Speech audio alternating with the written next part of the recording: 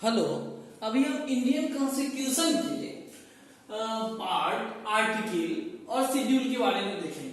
सबसे पहले अगर बताएं तो इंडियन कॉन्स्टिट्यूशन में टोटल 22 पार्ट है। कितने पार्ट है? 22 पार्ट। और आर्टिकल के बारे में बात करें तो 395 आर्टिकल है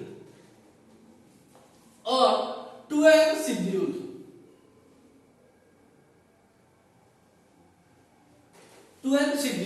इंडियन कॉन्स्टिट्यूशन में टोटल 22 पार्ट। भारत का जो संविधान है अब तक का सबसे बड़ा लिखित संविधान है।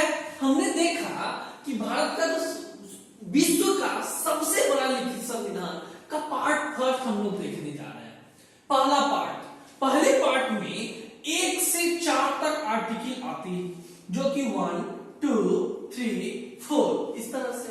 इस पार्ट में हम लोग मेनली पार्ट फर्स्ट में जो है मेनली पढ़ना है यूनियन एंड टेरिटरीज, भारत संघ के बारे में ही जानना है और इसके टेरिटरीज के बारे में जानना है कि भारत में कैसे यहाँ पे शासन व्यवस्था रहेगा। तो देखिए कि आर्टिकल फर्स्ट में India that is a Bharat shall be union of state. Bharat जो है, इंडिया जो भारत है यूनियन ऑफ स्टेट है, मतलब कि एक स्टेट यूनियन है जिसको हम क्या करता है डेमोक्रेटिक सिस्टम,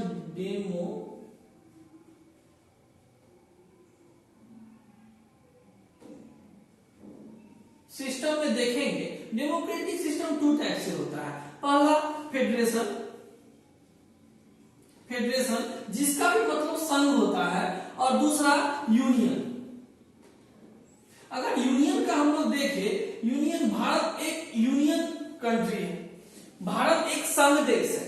भारत संघ देश कैसे है कि हमारा सेंट्रल गवर्नमेंट के द्वारा हमारे सभी राज्यों का देखरेख होता है और जुड़ा हुआ है, एक दूसरे से कनेक्टेड है। बट लेकिन हमारे भारत का जो केंद्र है उसमें ज्यादा शक्ति निहित है। तो इसी चीजों को देखेंगे। भारत जो यूनियन संघ देश, भारत एक संघ देश है, but federation, USA federation country, USA 1700 कुछ ईस्वी पहले, जैसे 1700 बता दे तो 1789 1789 में यूएसए का 49 कंट्री था, बट अलास्का के जुटने से एक कंट्री बढ़ गया और 50 कंट्री यूएसए फेडरेशन में है। यूएसए भी एक संघ है, फेडरेशन ऑफ यूएसए, फेडरेशन संघ है। डेमोक्रेटिक सिस्टम 2 प्रकार से, मेरी दोनों में जो है लोकतांत्रिक, मतलब लोगों के द्वारा ही राष्ट्रपति चुने, यानी सिस्टम को चुना जाता है, प्रधानमंत्री को चुना जाता है। और यहाँ भी भारत में भी, संघ देश में भी यहाँ पर लोगों के द्वारा, मतलब कि लोकतंत्रात्मक गणराज्य है। भारत एक लोकतंत्रात्मक गणराज्य है।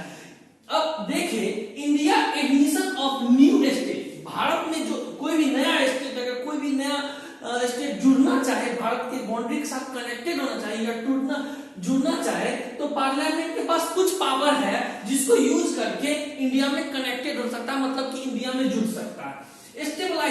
Establishment of new state and change in area. कोई भी नया स्टेट को बनाया जा सकता है, जैसे कि बिहार से झारखंड अलग हुआ था 2000 ईस्वी में। इसी तरीके से इसको अलग किया गया और उसके एरिया में, जैसे बिहार का एरिया कम हो गया और झारखंड का एरिया एक नया बन गया।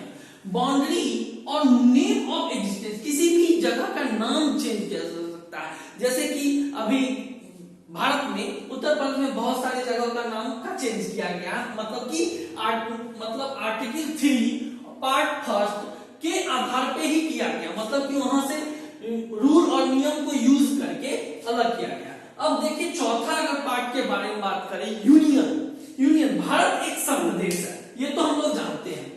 सेंटर हैज मोर पावर, मतलब कि केंद्र के पास जो ज्यादा से ज्यादा पावर होता है। यूनियन में ही देखेंगे ओनली यूनियन कॉन्स्टिट्यूशन, मतलब संघीय नियम, संविधान को ही ये ज्यादा महत्व देती है। कॉन्सेप्ट ऑफ सिंगल सिटीजनशिप क्या है? हम अगर सिंगल सिटीजनशिप, हमारे देश के जो भारतीय, हम अगर भारतीय हैं, अगर हम भारत के हैं, तो किसी दूसरे देश का सिटीजनशिप हमें नहीं मिल सकता है। ये सिंगल सिटीजन, किसी भी एक कंट्री का सिटीजनशिप हमें मिलेगा। भारत इसी को फॉलो करता है।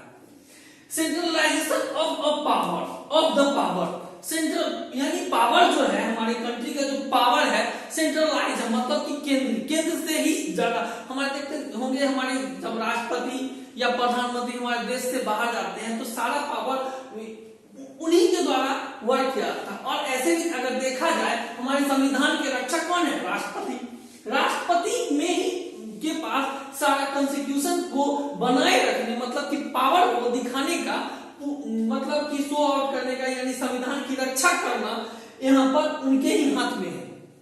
तो इसीलिए सेंट्रलाइजेशन ऑफ पावर मतलब कि सेंट्रल पावर को सेंट्रलाइज मतलब केंद्रीयकरण करना, पावर को केंद्रीकरण करना। इंडियन कॉन्स्टिट्यूशन का पार्ट फर्स्ट को हमने देखा, अब नेक्स्ट क्लास में पार्ट सेकंड को देखेंगे। आज के लिए इतना ही, थैंक यू।